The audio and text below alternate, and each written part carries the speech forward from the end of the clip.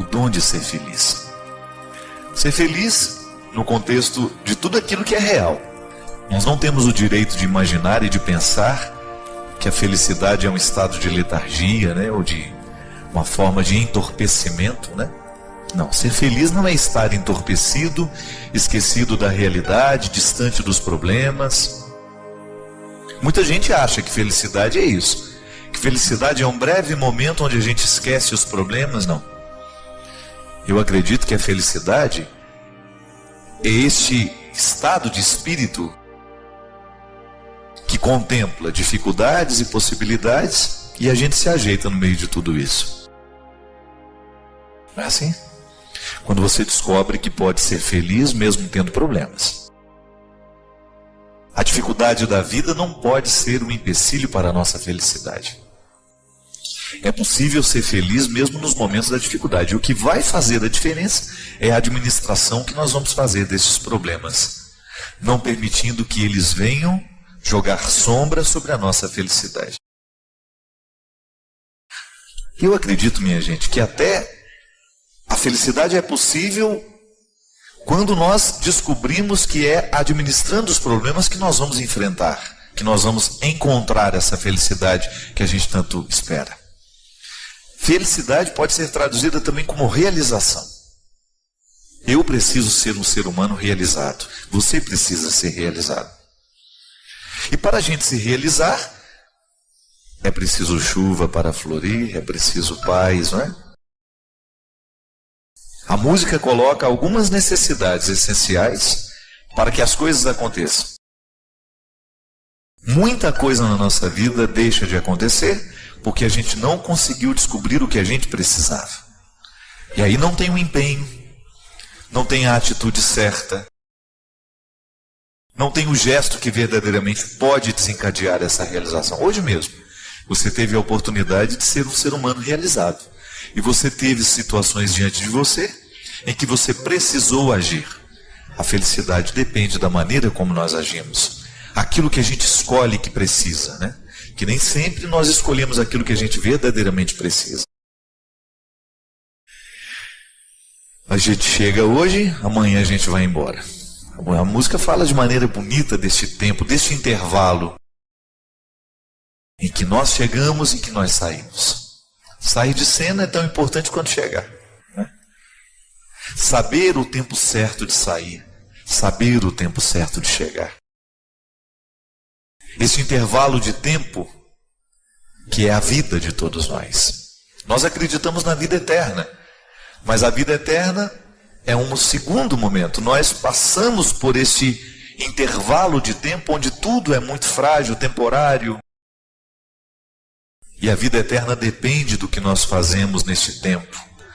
A vida eterna que nós construímos aqui, né? Nós começamos a construir essa vida que será eterna. E hoje nós somos convidados a pensar em tudo isso. Cada dia da nossa vida é preciso ser um dia em que a gente pense sobre tudo isso. No temporário, no eterno. Como é que nós conjugamos essas duas possibilidades? Como é que a gente vai ficando eterno nesse tempo que nos resta? Ser feliz é um convite que Deus nos faz todos os dias. Cuidado para você não perder a sua vida, cuidado para você não desperdiçar este tempo aqui, sem a oportunidade de se realizar como pessoa. Por isso que a gente precisa se empenhar muito naquilo que nos realiza. Ser feliz dá trabalho. A felicidade não cai do céu. A felicidade é construída, é um dom que vem de Deus, mas é construída aqui com o nosso esforço, com o nosso empenho. É preciso a gente se dedicar à nossa vida. É preciso a gente se dedicar à nossa... Se a gente quer ter uma família bonita, se a gente quer ter uma família feliz, a gente precisa se empenhar para que essa família seja feliz. Se a gente quer ter relacionamentos felizes, nós precisamos nos dedicar a esses relacionamentos. Nós precisamos nos empenhar nesses relacionamentos. É a regra da vida. E quem desconsidera estas regras, corre o risco de se transformar numa pessoa infeliz. Eu não acredito que você queira ser infeliz. Não acredito que você tenha a infelicidade como meta. Às vezes ela acontece. Felicidade, ela vai a infelicidade, ela vai se acumulando dentro de nós da mesma maneira como nós podemos nos acumular de felicidade. Com escolhas pequenas, com atitudes, com gestos, nós vamos ficando infelizes à medida em que a gente vai vivendo errado. E de repente aquilo explode dentro de nós, aí tem outros nomes: depressão, angústia, ansiedade. Nós damos uma série de nomes àquilo que antes a gente só chamava de infelicidade. São muitos os motivos que entristecem as pessoas hoje. Nós sabemos, o mundo mudou, a realidade mudou, as exigências são maiores. Mas veja bem, se as exigências são os maiores, maior também tem que ser o nosso empenho. E é interessante isso, para cada tempo da nossa vida, há um tipo de exigência. Pode ser que hoje você tenha vivido um momento de mais tranquilidade, pode ser que hoje não. Pode ser que hoje esteja sendo mais exigente do que foi ontem. A sabedoria é a gente ter os olhos abertos para a gente perceber quais são as exigências do dia de hoje. É igual criar filhos, né? Quando uma criança nasce, você tem um tipo de exigência. Ela é muito mais física. Tem um tipo de exigência. Ela é muito mais física. Você precisa estar atento se a criança está com fome, se a criança fez cocô, você precisa trocar a fralda. Por que ela está chorando, se está com cólica. São exigências que você precisa, são vitais, né? São diretamente ligadas à vida física, eu estou dizendo. Claro que tudo isso repercute no afetivo da criança. Mas à medida em que essa criança vai ganhando mais autonomia, né, que ela vai tendo o controle dos esfíncteres, ela vai sabendo ir ao banheiro sozinha, ela sabe reclamar que ela tem fome, ela sabe reclamar que está com frio, ela sabe pedir, ela solicita, você começa a ter uma outra forma de cuidado com aquela criança. Você vai começar a prestar atenção em outras coisas que ela não sabe pedir, que ela não sabe solicitar, mas que é de extrema importância que você seja presente naquele momento, porque criança precisa ser auxiliada. Não é um ser humano que está pronto. Aliás, ninguém está pronto, né? Mas vai mudando esse nível de exigências. A criança tem necessidades, dispensa cuidados que geralmente um adulto não dispensa. Se está dispensando, tem alguma coisa errada, né? Mas é na observância desta necessidade nossa de cada dia. Quais são as demandas do dia? Assim como um empresário precisa colocar na mesa quais são as questões mais urgentes da sua empresa, porque se ele descuidar, ele vai pagar caro por isso. Na nossa vida é a mesma coisa, minha gente. O Eto escreveu um livro sobre isso. Administrar a vida é o negócio mais urgente. E é verdade. Não descuide da administração da sua vida. Aí você sabe tudo que precisa ser administrado. Seu trabalho, sua vida afetiva, seus relacionamentos, sua família, seus sonhos. Administrar sonhos é importantíssimo para que a gente se realize. Não é a concretização do sonho que nos realiza. Às vezes é o processo de feitura, a genética do sonho, né? Quando você começa a produzir dentro de você sonhos para daqui 10 anos. Então você começa a estabelecer metas. Isso faz o ser humano ficar vivo. Muitas pessoas estão deprimidas porque elas deixaram de sonhar. Muitas pessoas estão angustiadas, sem vontade de levantar da cama, sem vontade de abrir a porta do quarto, porque deixaram de nutrir sonhos. Deixaram de ter projetos. Um ser humano não pode ser feliz sem ter um projeto. Pode ser um projeto pequeno, mas tem que ter. Eu já contei aqui, mas vou relembrar. Viktor Frankl, pai de uma linha da psicologia, que nós chamamos de psicologia do sentido da vida, a logoterapia. Viktor Frankl viveu a tristeza dos campos de concentração. Então ele vivendo ali, ele percebia que as pessoas que perdiam o sentido da vida eram aquelas que já não tinham mais esperanças de que fossem sair dali, encontrar um familiar, encontrar pessoas que amavam. Elas estavam entregues ao processo da morte. Elas deixavam de alimentar sonhos. Viktor Frankl, medroso de que isso acontecesse com ele também, começou a cuidar de uma flor na janela. Então estabeleceu com aquela flor um vínculo. Se eu morrer, essa flor morre. Veja bem, Um homem grande como foi Viktor Frankl, num determinado momento da vida, faz como projeto de vida cuidar de uma flor. Mas foi justamente aquela flor que fez com que ele não perdesse o sentido da vida. Ele sabia que a vida da flor estava diretamente ligada à sua experiência de sentido. Eu vi uma dessas páginas de internet de notícia, que também não sei qual o país, que um jogador ele fez um gol contra e logo depois ele teve um infarto e morreu. Esse rapaz morreu na hora. Ele ficou tão... É aquela velha história.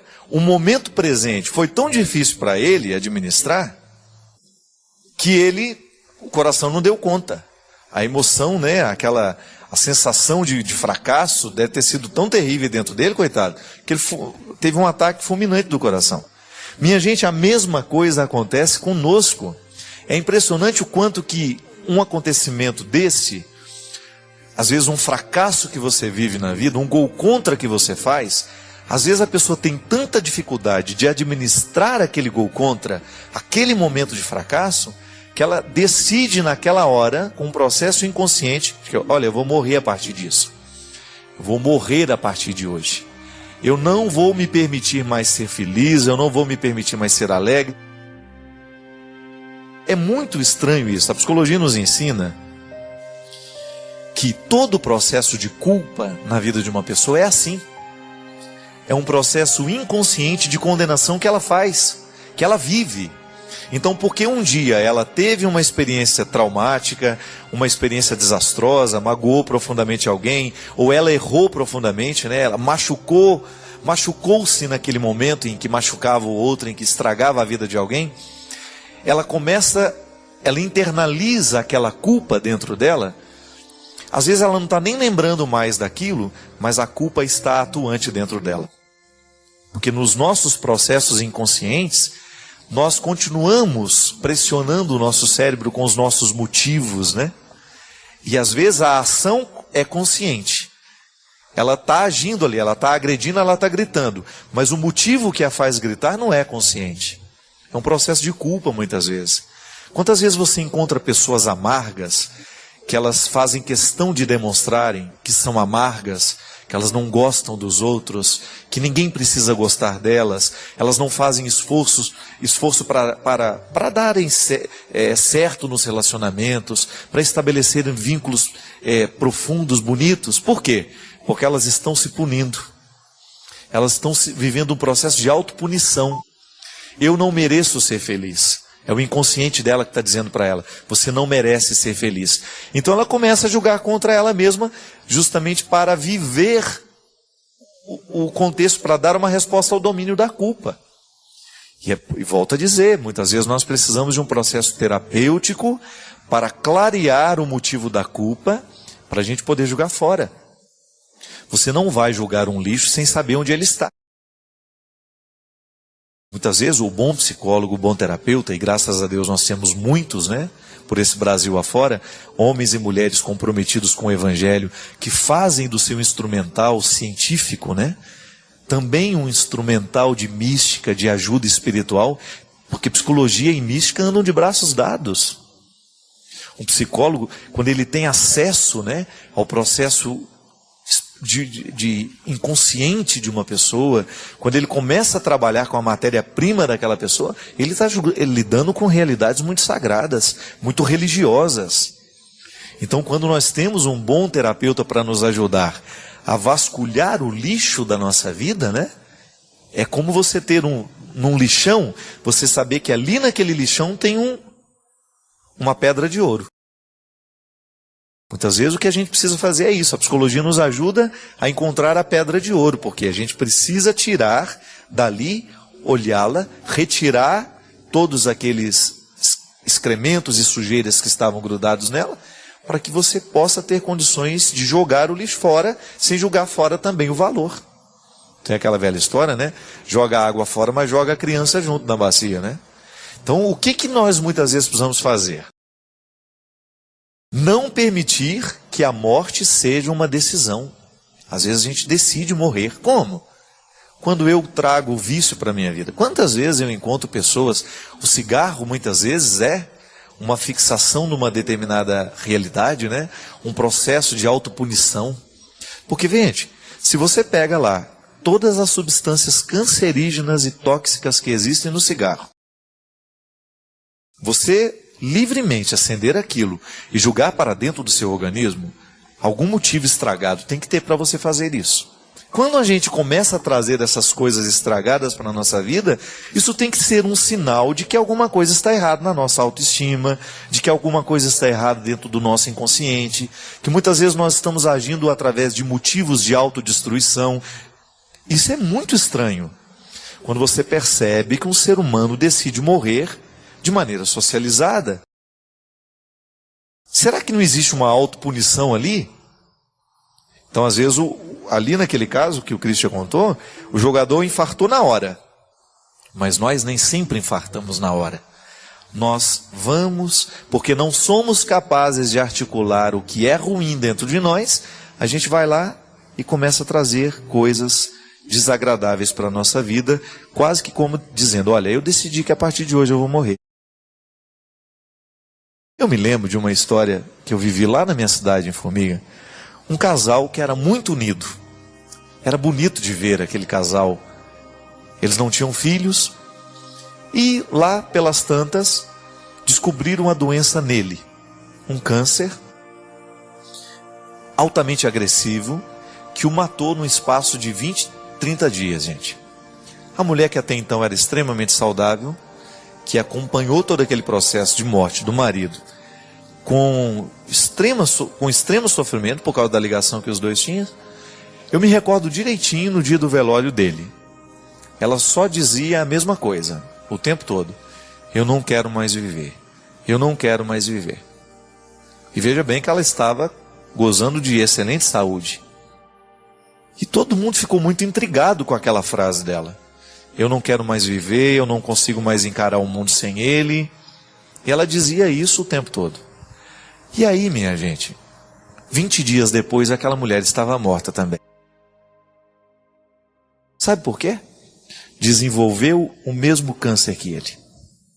Não é estranho? Para mim, aquele caso, aquela história, que aconteceu lá no interior de Minas Gerais, foi, para mim, uma prova concreta de que a vida passa o tempo todo pelas nossas decisões. Isso não estou falando de programação neurolinguística, eu não estou falando disso não. Estou falando que nós precisamos tomar muito cuidado com aquilo que a gente deseja para nós, que pode acontecer. Veja bem, não soube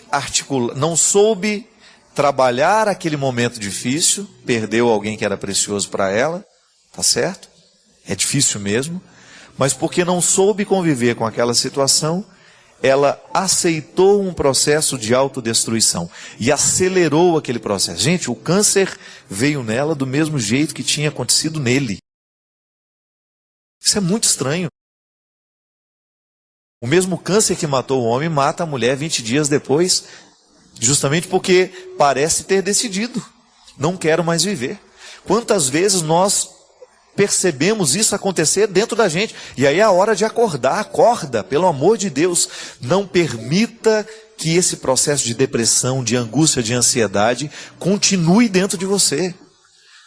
Ao menor sinal de depressão, de angústia, de coisa ruim, faça alguma coisa por você. Acorde, tome uma decisão, mude de hábitos, mude a sua vida.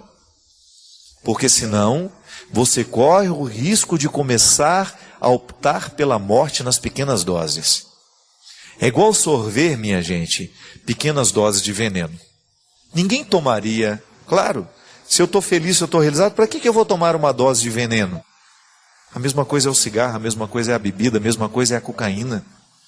Se você está feliz, por que você não é capaz de fazer um esforço por deixar de ingerir essa pequena dose de destruição diária? Ah, eu estou viciado nisso. Então, mas cuidado, o seu vício tem motivos inconscientes. Comece a ter coragem de adentrar o território do seu inconsciente, da sua vida, das suas escolhas, dos seus afetos, do seu passado. Tenha coragem de investigar essa vida, porque se você não tiver coragem, você vai perder essa bonita experiência de viver. Nós não acreditamos numa segunda oportunidade, nós acreditamos na vida eterna. Então, cuidar bem do momento presente é de extrema importância para nós que acreditamos no valor da vida. E é o testemunho mais eficaz que nós podemos dar, viu? Cada vez mais eu me convenço disso. Não adianta fazer discurso bonito, não adianta ter uma história bonita para contar todos os dias. O interessante é viver bonito.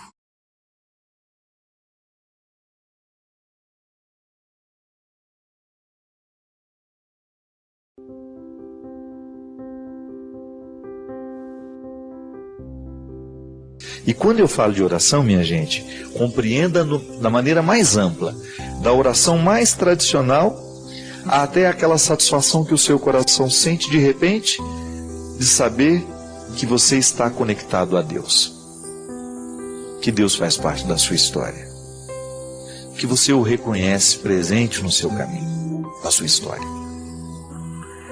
Tudo isso é orar. Viver pode ser uma oração.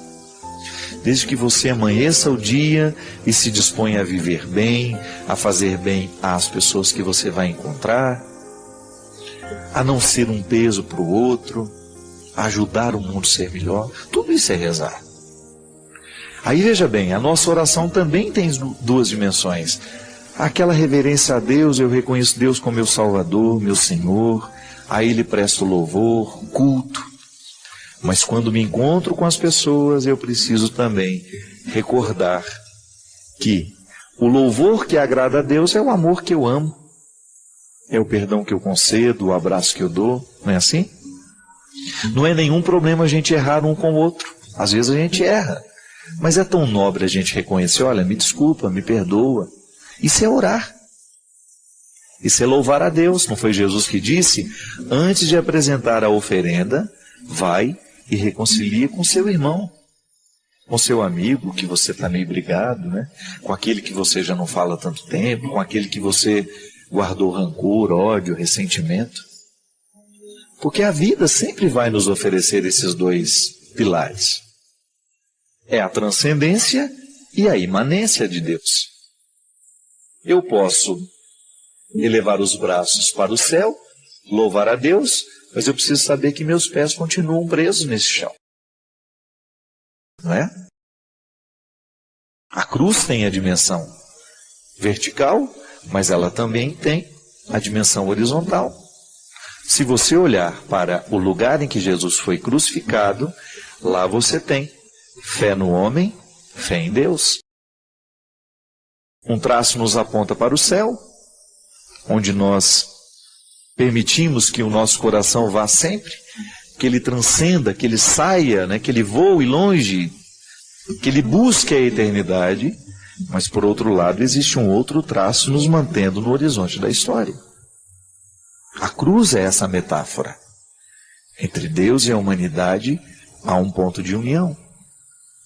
E que a fé bem praticada, ela vai nos colocar sempre nessa dinâmica. O amor que eu tenho a Deus se manifesta na minha história. É a grande questão que São Tiago apresenta na carta, né? É fé ou é obras? E que durante muito tempo dividiu protestantes e católicos. Protestantes acreditando que a fé é o suficiente para salvar, e outros dizendo que precisa ter as obras. E aí São Tiago propondo de maneira equilibrada os dois caminhos. A minha fé tem que se manifestar em obras muito concretas, porque senão ela fica morta.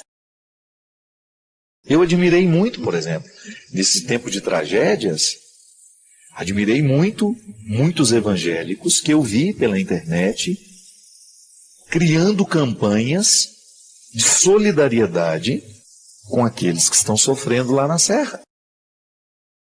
Porque à medida que o tempo vai passando, a gente corre o risco de esquecer que o sofrimento ainda está lá em Teresópolis, Friburgo, né?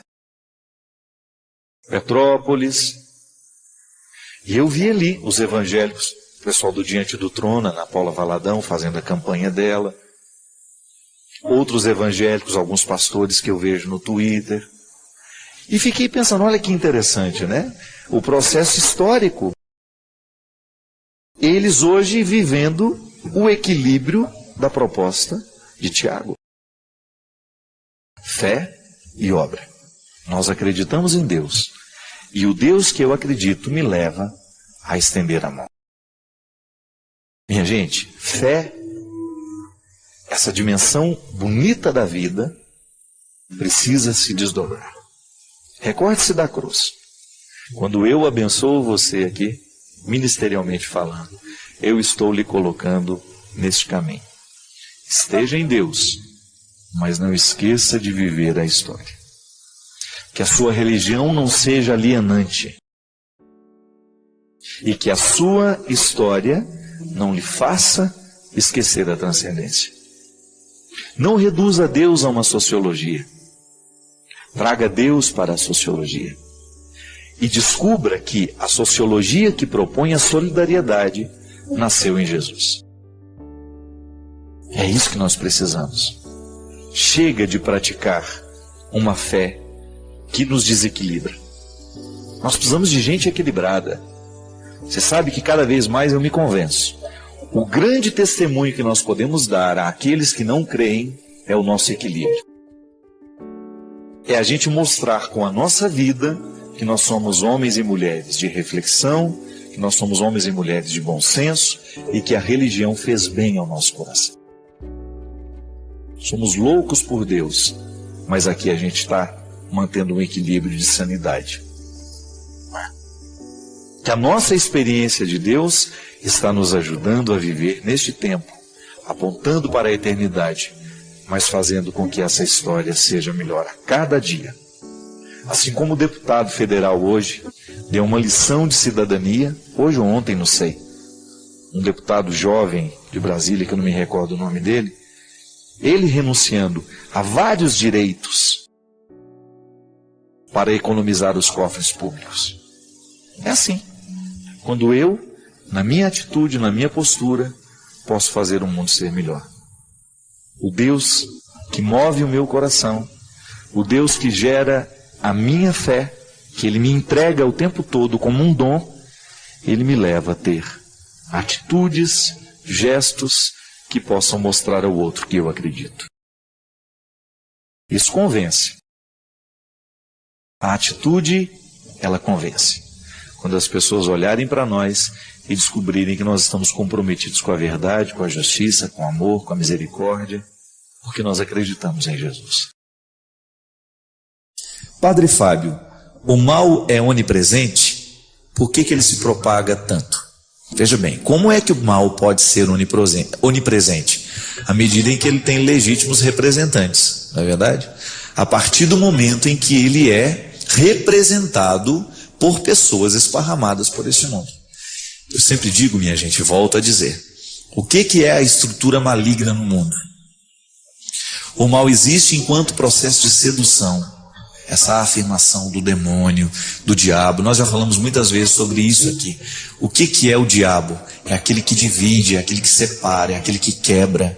A estrutura diabólica é aquela que quebra o ser humano, que desintegra os valores humanos, que prejudica o andamento da vida. É aquele que vai atarracando, que vai segurando o processo do humano. Essa experiência de estar em todos os lugares é porque alguém está legitimando a presença do mal naquele momento. Hoje, por exemplo, você teve a oportunidade de ser bom e de ser mal. Você pôde passar pelo processo de escolher. A vida aconteceu na sua história, hoje a vida aconteceu em você, e você teve a possibilidade de escolher se você iria agir com bondade ou com maldade. Se você escolheu agir com bondade, o mal não foi presente na sua vida. Você deixou de legitimar a presença do mal e, ao contrário, legitimou a presença do bem na sua atitude. Agora, se naquele momento a sua fraqueza prevaleceu sobre você e a opção pelo mal aconteceu, você legitimou a presença do mal no mundo. É assim que o diabo vence, quando o humano cede. quando o ser humano cede à sedução do diabo, à sedução do demônio, que é essa metáfora, que é muito mais do que uma pessoa, né? É tudo aquilo que ela consegue conquistar, é tudo aquilo que ela consegue esparramar pelo mundo. Então, de fato, o mal consegue ser onipresente, porque se ele consegue legitimar representantes em diversos lugares do mundo, ele está agindo, então, através das mais diversas situações. O sequestro é uma das mais terríveis espécies de violência no mundo de hoje. Se você já passou pela experiência de ter um amigo sequestrado, de ter uma pessoa da sua casa sequestrada, você sabe muito bem. Ou então, se você passou pela experiência do sequestro, você sabe muito bem. O que é o sequestro? É uma presença do mal agindo pela força de pessoas. É o total desrespeito à humanidade daquela pessoa que está sendo rendida, daquela pessoa que está colocada em cativeiro. Da mesma forma como o assassinato é uma legitimação da presença do mal no mundo, da mesma forma como o roubo. Gente, e este mal, ele tem proporções. O diabo vence em grandes coisas e o diabo vence em pequenas coisas. É a gente que escolhe se ele vai vencer ou se ele vai perder. O cristianismo é sempre uma proposta de fazer vencer o bem. O cristianismo é sempre uma proposta de fazer prevalecer no mundo aquilo que é bom, aquilo que provoca o bem na pessoa. Quando nós temos a opção, a possibilidade de escolher, você tem diante de você dois comportamentos, ali está a possibilidade de você fazer vencer a Deus ou fazer vencer o diabo. Basta você escolher bem. Assim como o Deus é onipresente. Deus é onipresente e a sua força move todos os corações. Mas os corações escolhem se vão deixar serem movidos ou não. Quando eu passo pelo processo de escolher por Deus, então Deus está presente no mundo através de mim. Se você se convence disso também, Deus está presente no mundo através de você. E aí nós vamos esparramando bem pelo mundo, pela vida. É tão bonito isso. A gente descobrir que no nosso comportamento, na nossa atitude, há um espaço para Deus agir. E é também lamentável a gente pensar que no momento em que nós agimos, pode ser que ali o diabo esteja legitimando a sua presença no mundo através de nós. Cada vez mais eu me convenço que o cristianismo acontece nas pequenas coisas. É lamentável que durante muito tempo nós padres tenhamos nos omitido muito nesse discurso, né? Quando a gente se limitou a pregar sobre algumas coisas e a gente deixou de mostrar o quanto que a nossa atitude é responsável por fazer o universo caminhar bem. Esse grande problema que nós temos hoje, os problemas ecológicos, esse caos que o universo está vivendo, os riscos que a humanidade correrá num futuro muito breve, é tudo fruto desta opção que a gente fez pelas coisas erradas. No momento em que eu jogo um lixo no rio, eu estou me esquivando de uma responsabilidade, eu estou provocando o mal no mundo naquele pequeno lixo que eu jogo no rio. Nós não temos mais como negar isso. O evangelho tem que passar nisso, tem que passar por isso. Se eu jogo no ralo da minha cozinha todo o óleo que eu uso para fazer comida dentro de casa, aquele óleo velho, que polui 1 milhão de litros de água, 1 litro de óleo que você joga no ralo da sua pia, por uma atitude irresponsável, muitas vezes de preguiça, ao invés de jogar o óleo no lugar certo, né, de reciclá-lo, de mandá-lo para reciclagem. Se você joga no ralo da sua pia, você está poluindo 1 milhão de litros de água. Eu lamento te informar que você está sendo adepta do diabo nessa hora. Porque o diabo é aquele que põe o rabo sujo em tudo que Deus fez. Não é assim? A gente não aprendeu isso quando era criança? É verdade. Toda vez que eu ajo de maneira irresponsável contra a casa que eu moro, que é o universo, eu estou fazendo o contrário, o processo contrário da criação. Eu estou destruindo. E destruir é atitude má. Não tem como negar isso não, viu, gente? Na vida é muito simples essa regra. O que é bom, o que é mal é mal. Há realidades que são intrinsecamente más. Há realidades que são intrinsecamente boas. Não tem como você negar. E julgar um óleo sujo que você já usou, que você não serve mais, dentro da pia porque você está com preguiça de reciclar, é um jeito que você tem de estragar o mundo que você vive. Pronto. O mal está presente no mundo nas nossas atitudes. O mal está presente no mundo naquilo que a gente escolhe. Não tem como você fugir dessa responsabilidade. A desonestidade do mundo cresce na sua pequena desonestidade, na minha desonestidade. Se eu jogo um lixo na rua, se eu jogo um lixo num lugar público, eu estou agindo de maneira errada. O mal está vencendo em mim. Diferente da pessoa que faz a opção pelo bem.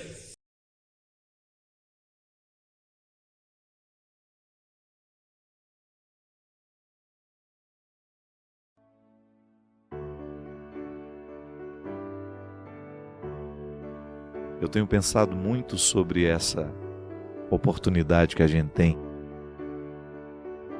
de demonstrar o nosso cristianismo sendo amigo. Mesmo porque um bom amigo é o resultado de uma boa formação humana. Ninguém pode ser um bom amigo sem antes ter passado por um processo de purificação, de julgar fora os excessos, os egoísmos. E eu fico pensando que, é claro que o cristianismo ele não pode ser mensurado. Eu não posso medir o quanto uma pessoa é cristã, se uma pessoa é mais cristã que a outra.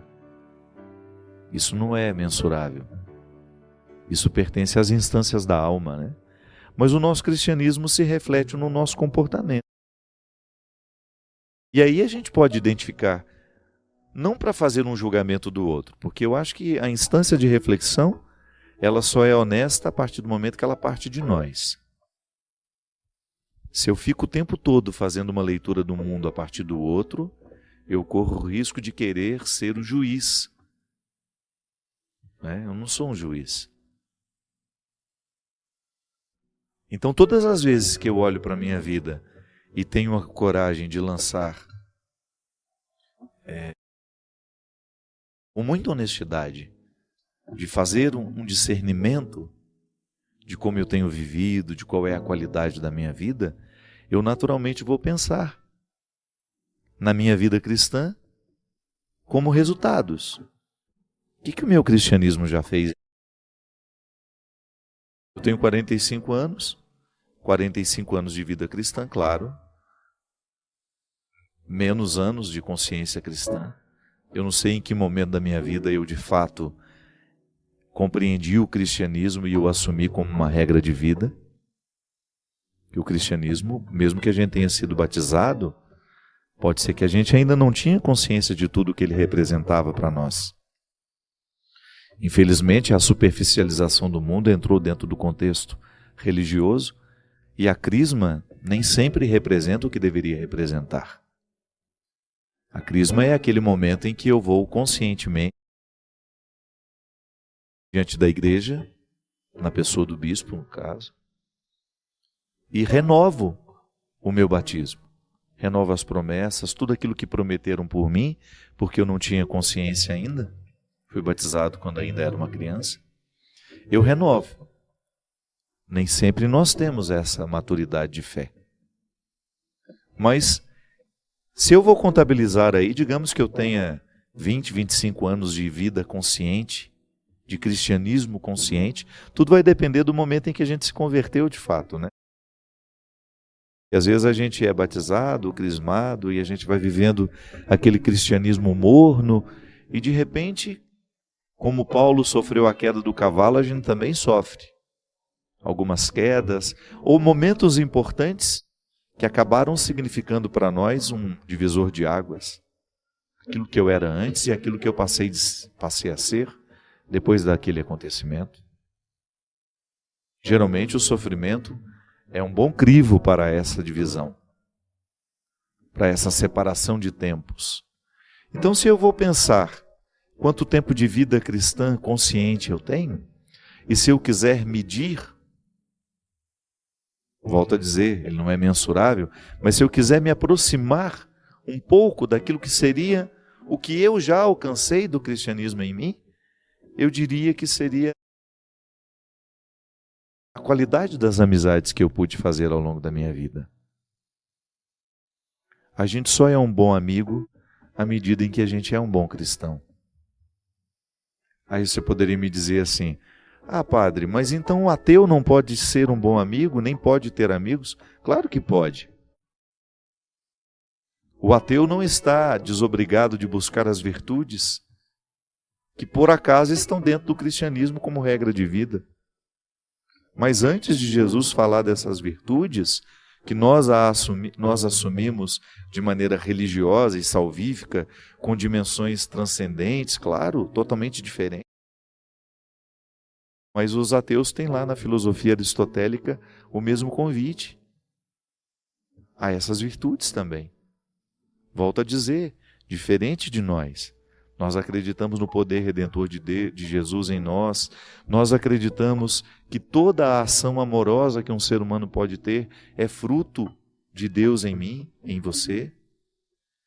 Nós acreditamos que Deus se antecipa em tudo aquilo que é humano. Os ateus não têm esse princípio, né? Eles acreditam no homem, no ser humano. Nós temos um anterior às questões humanas que nos torna crentes. Mas ninguém está desobrigado de ser homens e mulheres virtuosos. E é justamente a vida virtuosa que nos faz ter bons amigos. Você pode observar, se você tem bons amigos, é porque você é bom amigo também. E eu estou falando de fidelidade, eu não estou falando de conhecido.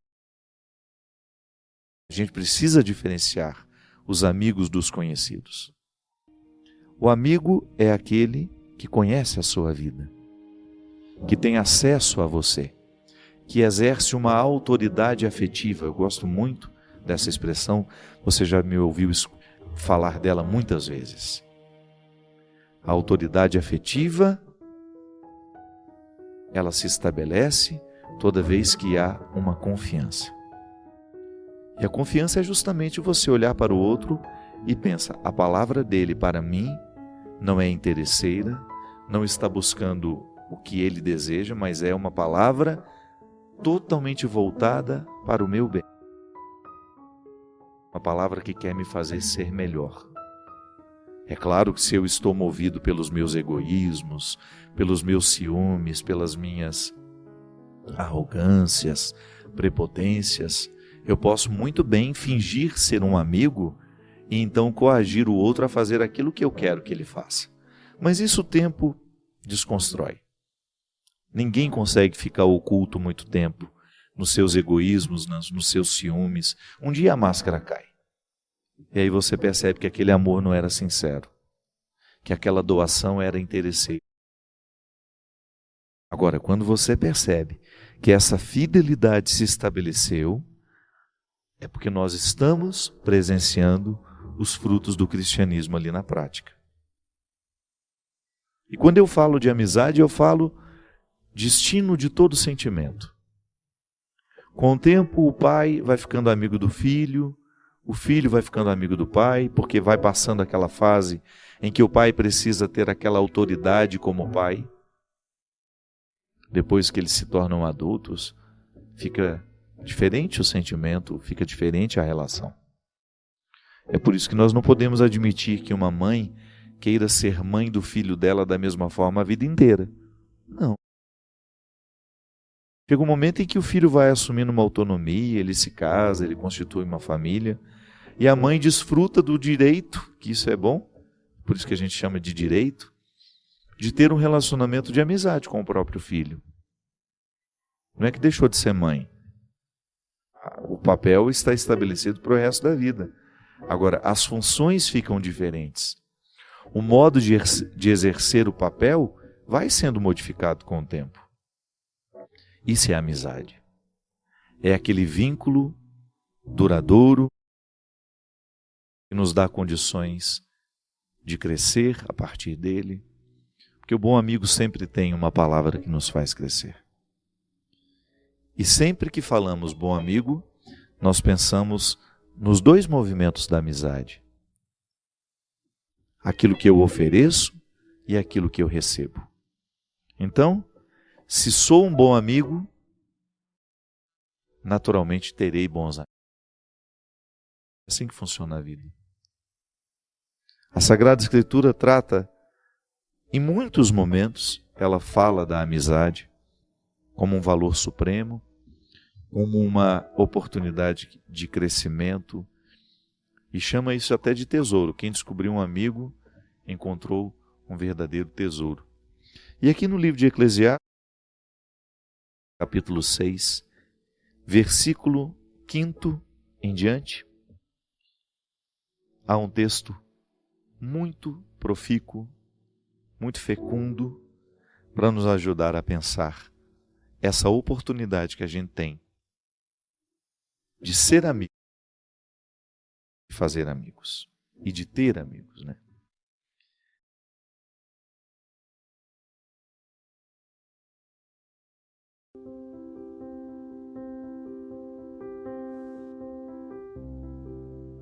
Padre Fábio, por que é tão mais fácil magoar as pessoas que nós amamos do que abraçá-las e dizermos coisas carinhosas? É porque, na verdade, a agressividade humana é uma coisa inegável, né? Todo mundo tem agressividade, até mesmo as pessoas docinhas, aquelas que falam assim, calmamente, elas estão cheias de agressividade. Algumas controlam mais, outras controlam menos. Algumas controlam demais e de repente isso explode, porque a agressividade é um instinto, é um impulso muito positivo. A gente não pode achar que a agressividade é uma coisa ruim somente. Não. A agressividade é um impulso que nos faz até vencer na vida. Não é? Em muitos momentos da nossa vida a gente perdeu porque nos faltou agressividade. Que é aquele impulso de querer ir adiante, de vencer, de dar conta das dificuldades que fazem parte de nós. Gente muito molenga não consegue, aquela lamentação o tempo todo, nada está bom, melhora um dia, no outro dia não está bom de novo. Falta agressividade para essas pessoas. Uma agressividade positiva, que é esse impulso da sobrevivência, né? Que a gente herdou. Isso é ancestral em nós.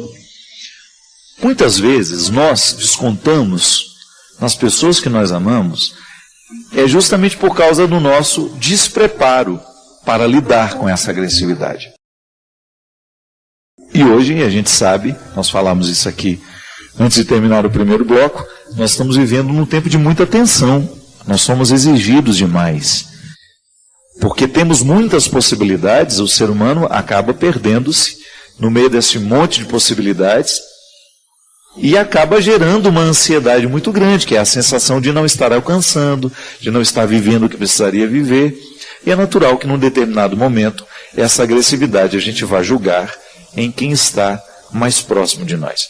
Porque você não pode ser um exemplo muito simples, né? Às vezes o cara trabalha lá tá louco de vontade de dar uns tapas no chefe dele, não pode.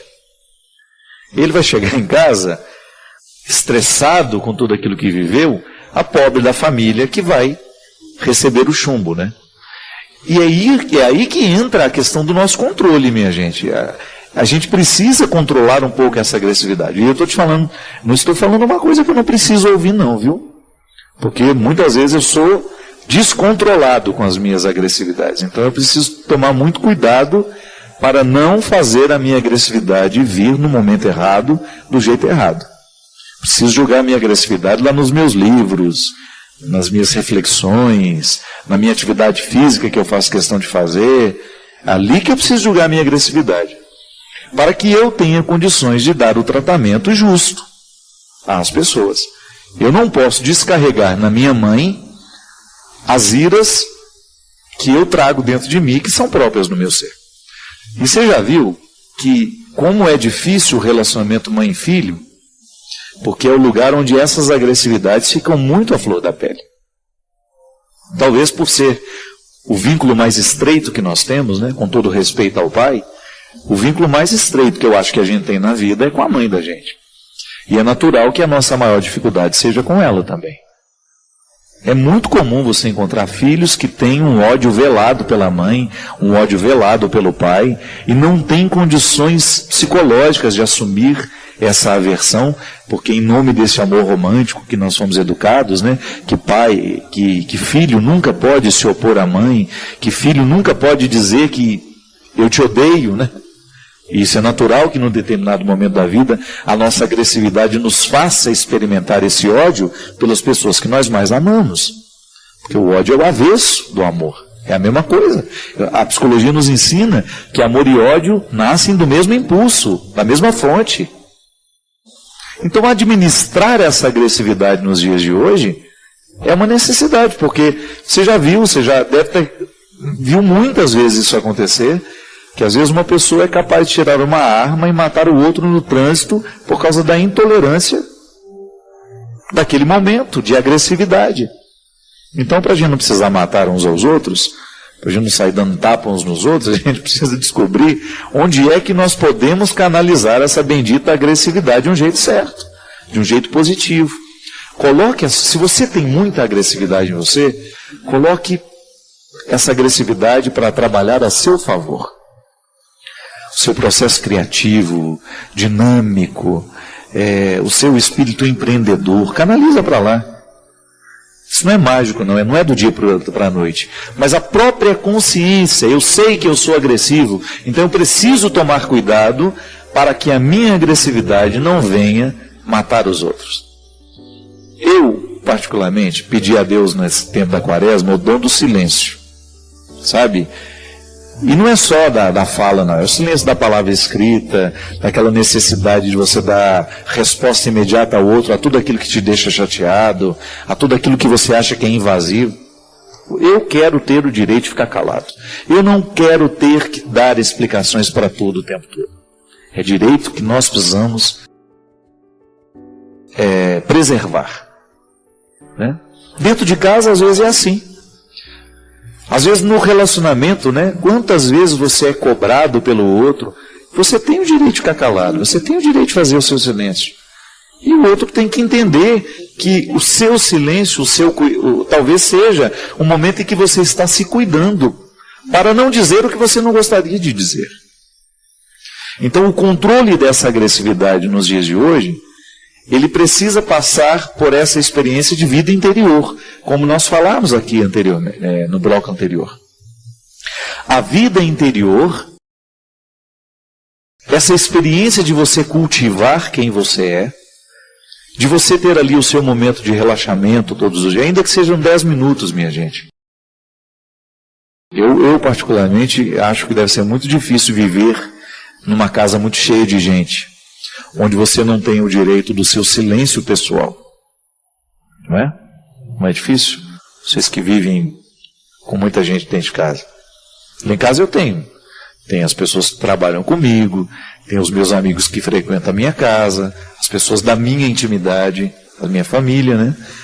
Mas eu sou muito preservado. Na hora que eu quero o meu silêncio, eu não faço nem questão de ser educado. Olha, gente, eu estou indo, me retiro, porque eu careço dessa vida espiritual, dessa vida interior. Porque senão eu fico pior do que eu já sou. E eu não quero. Eu não quero ser pior do que eu sou. Eu não quero piorar. Eu não quero avançar para trás. Eu quero avançar para frente. Então eu quero descobrir tudo aquilo que no meu comportamento, que nas minhas escolhas, venham favorecer o meu avanço. A mesma coisa você precisa fazer. É direito seu. Ah, padre, mas aqui em casa é difícil. Crie o seu espaço. Crie a sua rotina. Né? Descubra no dia a dia uma maneira de você ter esse cultivo de vida interior. Tem gente que é lendo o Evangelho do Dia. Eu acho o Evangelho do Dia uma excelente forma de você criar vida interior. Porque quando você se obriga a fazer a leitura do Evangelho do Dia, que você tem a liturgia diária, você pode acompanhar até pela Bíblia, ano A, ano B, ano C, você lê o Evangelho do Dia, você fica em comunhão com a palavra de Jesus e ao mesmo tempo cria ali os seus 10, 15 minutos. Você faz a leitura do Evangelho e faz a sua reflexão, o seu momento de silêncio, que vai ajudar muito no controle dessa agressividade. Aí tem as outras coisas que ajudam também, né? A atividade física, como nós já falamos, o grupo de oração, o grupo de partilha, a leitura. Meu Deus, como um livro acalma a gente, minha gente. O livro é fantástico. Feliz do ser humano que aprendeu desde criança o prazer da leitura. Vai ser um velho muito mais tranquilo do que aquele que não gosta de ler. Porque vai ocupar o tempo, né? Porque quando você vai ficando velho, o que você vai fazer? Na velhice, nós vamos ter muito mais tempo, porque você vai parar de trabalhar, você já vai estar aposentado. Eu não vejo a hora. Você não vai estar mais na correria, então você vai ter todo o tempo do mundo para você cultivar-se. Olha que maravilha. Você ter um tempo de sobra para essa vida interior, para você fazer a sua rotina de um jeito que favoreça canalizar todos esses impulsos que são positivos, como é a agressividade, mas que, se colocada do jeito errado, acaba sendo um instrumental de destruição.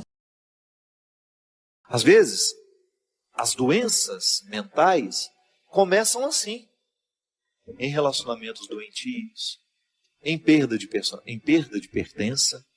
Eu deixo de me pertencer, eu vou abrindo mão de mim, abro mão um pouquinho hoje, abro mão um pouquinho amanhã, porque o outro vai me esgotando, o outro vai me sugando, e porque eu não tenho coragem de me posicionar, daqui a pouco eu perdi a capacidade de administrar. Então o outro torna-se proprietário dos meus afetos, ele começa a mandar na minha alegria.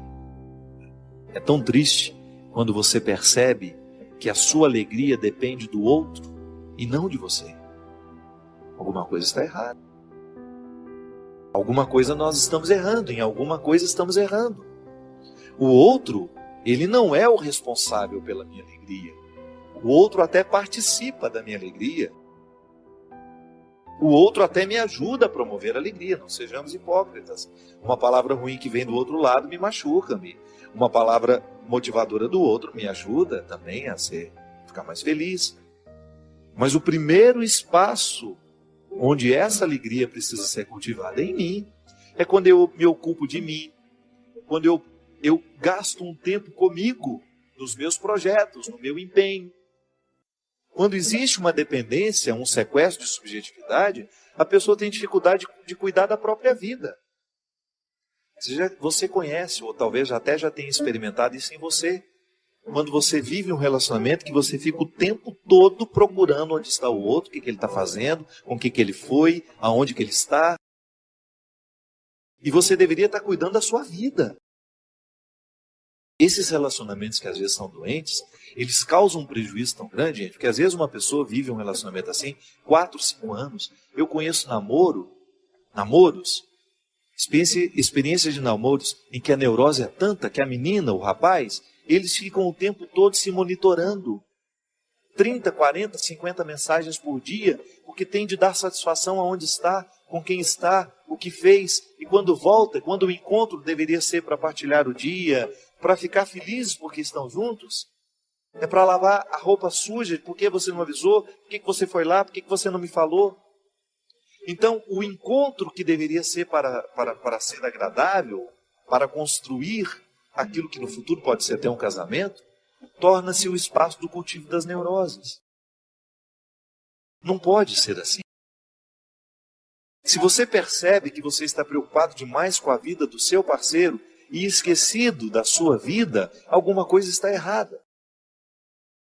Você precisa ter primeiramente a consciência de que a sua primeira responsabilidade não é o outro, é você mesmo. Porque você só pode cuidar do outro depois de ter cuidado de si. Um relacionamento que começa no outro não dá, isso é doente. Ah, padre, mas isso é um egoísmo? Não é não. Isso é o passo certo do relacionamento. Eu só posso dar um passo na direção do outro depois de ter conquistado os meus territórios. A verdadeira caridade só existe quando eu sou livre para amar, quando eu sou livre para doar. Eu não estou agindo por uma necessidade. Porque às vezes até a nossa caridade não é por amor, não é porque a gente quer aparecer. Às vezes a nossa caridade está em torno do nosso espírito pavão. Eu preciso que o outro me veja, eu preciso que o outro me note. Então eu faço caridade, eu faço isso, faço aquilo. Mas aquilo é tudo vazio dentro de mim, não me preenche, não me faz feliz. Meu Deus do céu. A caridade que eu faço precisa estar em consonância com aquilo que eu sei sobre mim. É essa minha liberdade interior me motivando a conquistar cada vez mais os territórios que são meus, conhecendo os meus defeitos, as minhas possibilidades, para que depois eu dê um passo na direção do outro e faça o mesmo na vida dele. Ao invés de ser um sequestrador, eu quero ser um libertador. Eu não quero estabelecer relacionamentos de amizade em que eu faça um papel de sequestrado ou de sequestrador. Só tem sentido a gente estabelecer relacionamentos se for para a gente ajudar o outro a fazer a conquista dessa liberdade interior. É aquilo que a gente fala, né? A gente precisa de ter amigos que nos façam amigos de Jesus. Aprendi com a minha amiga Marina Patrus, lá em Belo Horizonte. Uma frase simples. É verdade. Eu preciso ter vínculos com pessoas que vão me motivar a viver essa liberdade interior. Ah, se quiser me perder, é começar a colocar uma amarrinha aqui no meu pé. Saio fora, vou longe, vou embora. Sabe por quê? Eu levei muito tempo para compreender o processo da liberdade. Você acha que eu vou dar passos para trás, na direção contrária da liberdade que Deus quer para mim? Não posso, eu não posso permitir isso. Sabe por quê? Eu estou pecando contra a minha conversão. Qual é a minha conversão? Qual é o processo que Deus quer realizar em mim? É me fazer ser livre. Se eu aceito viver um relacionamento que me aprisiona, que me poda das minhas possibilidades, que me priva de chegar ao que Deus quer de mim, esse relacionamento é diabólico. Ainda que ele pareça santinho, ainda que ele pareça bonitinho. Mãe pode fazer isso com a gente. Você quer um amor mais sagrado que de mãe? E mãe, se não cuida, sequestra sim a subjetividade do filho. Quando ela impõe a ele que ela quer que ele faça isso, que ele faça aquilo. Quando ela não é capaz de compreender o outro como alguém totalmente outro. O meu filho não é uma extensão dos meus desejos. Isso é muito cruel. Eu fazer o meu filho a extensão dos meus desejos. Ah, então eu não fui pianista, o meu filho vai ser. Mesmo que ele não tenha vocação para isso, o pobre do menino vai ficar lá dia e noite em cima de um piano, aprendendo um instrumento que ele não gosta, porque a mãe quer que ele aprenda. Não. O amor é, antes de tudo, a investigação das possibilidades que o outro tem. Aí eu entro ali para promover. Se eu posso entrar na sua vida para lhe ajudar a alcançar a sua melhor parte, eu sou bem-vindo. Agora, se eu entrar na sua vida para lhe privar de chegar na sua melhor parte, eu não faço nenhuma diferença. Eu posso perfeitamente ficar de fora. Se for para estabelecer um vínculo de amizade, de namoro, de casamento, que seja com alguém que esteja interessado com a sua libertação. Porque senão, cuidado, esse amor pode ser um cativeiro. Olha, eu vou te falar uma coisa. Se você não leu esse livro, por gentileza, permita-se. Algumas pessoas acham que o livro é um pouquinho complicado nas primeiras páginas. Não é não. Muitas vezes a gente precisa vencer a preguiça. Se você tiver a oportunidade de ler esse livro, leia. Porque é impressionante como a leitura desse livro desperta em nós a consciência de que nós vivemos amarras. Volto a dizer. Às vezes nós não estamos percebendo que estamos amarrados. É porque a gente acostumou com o cativeiro. No sequestro é assim. Chega um momento, depois de muito tempo de sequestro, a gente começa até a ficar amigo do sequestrador. O sequestro do corpo é assim. Você já observou? Já ouviu testemunhos de quem foi sequestrado? Depois de um tempo de sequestro, fica amigo do sequestrador, por uma questão de sobrevivência. Às vezes nós estamos assim dentro de casa, marido e mulher, mãe e filho, amigos. Um bando de gente sequestrada que é incapaz de provocar, de dar um grito de alforria e falar, olha, chega, eu não quero viver essa escravidão. Se for para permanecer ao meu lado, se é para estar aqui ao meu lado, que seja para me ajudar a fazer o que Deus quer fazer em mim. Por favor, não venha ser um empecilho para a ação de Deus na minha vida. Isso, minha gente, é uma palavra que pode parecer dura e é necessária nos nossos dias. Precisamos ter coragem de delimitar o território e falar, olha, aqui, se quiser entrar, tira as sandálias dos pés, que meu coração é um solo sagrado.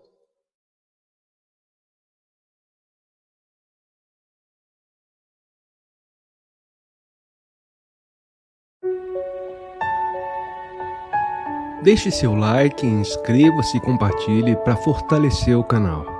Inscreva seus pedidos de orações nos comentários.